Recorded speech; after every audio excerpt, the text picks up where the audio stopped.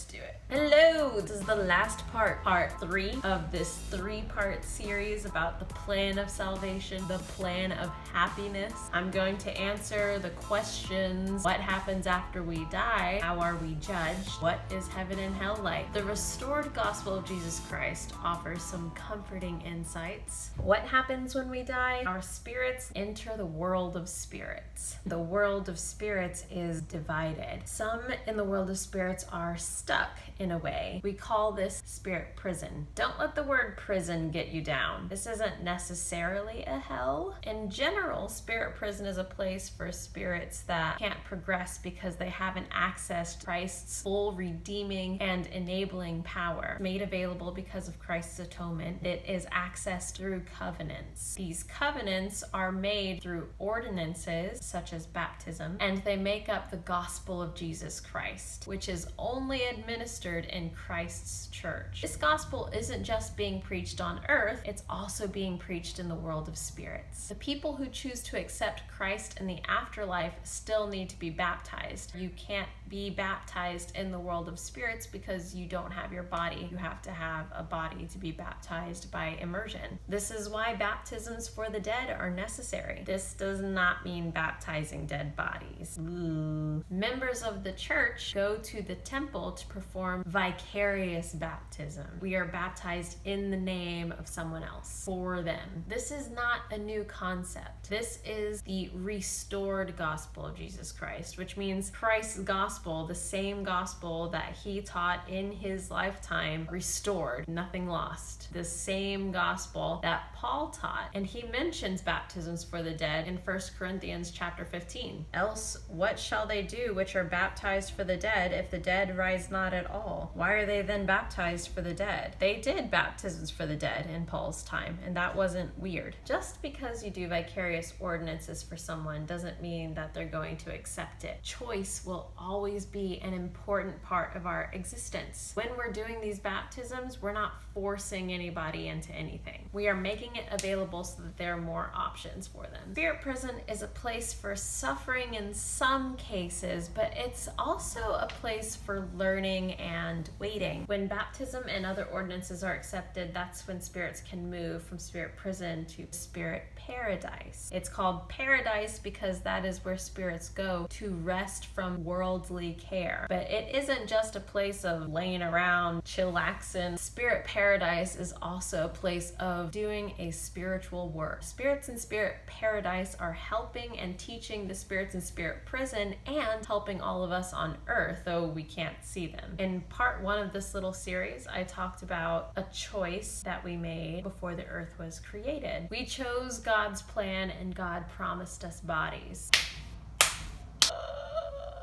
But we live in a state called mortality. We experience death. In part 2, I mentioned how death is twofold: spiritual death and physical death. Now in part 3, the last part of the plan of salvation, we're getting to the whole purpose and goal of the plan, salvation. Since death is twofold, salvation is twofold also. Salvation is from both physical and spiritual death. In my last video, I talked a little bit about salvation from spiritual death or sin, but what about physical death? Christ overcame physical death through the resurrection, which is what we celebrate at Easter. We're celebrating because of what it means for us. Christ broke the bands of death.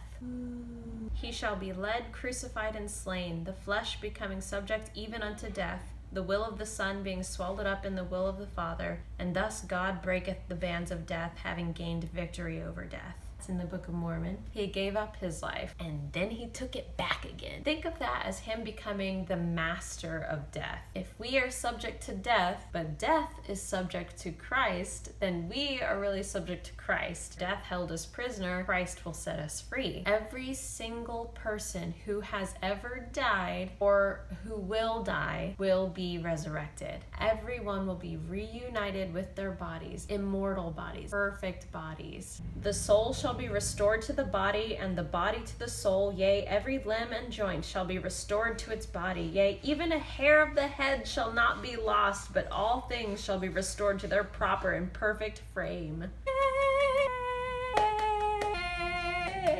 And now it's time for judgment. This word brings with it a lot of really harsh connotations. It will be especially harsh for those people that know that Jesus is the Christ, but actively oppose him anyway. When those people are judged, they're sent to outer darkness and eternal hell, a place of suffering forever. Not like literal fire and like pitchforks or whatever, but like eternal feelings of anger and hatred and shame, guilt. Imagine feeling nothing but that for all of eternity. Ooh. Let me tell you why judgment will be mostly a joyful time for all of us. First of all, we will be resurrected. Yahoo! That will be awesome in and of itself. 2, as long as you don't actively oppose Jesus, knowing that he is the Christ, you will inherit a degree of glory. Heaven is organized into kingdoms. Each kingdom of heaven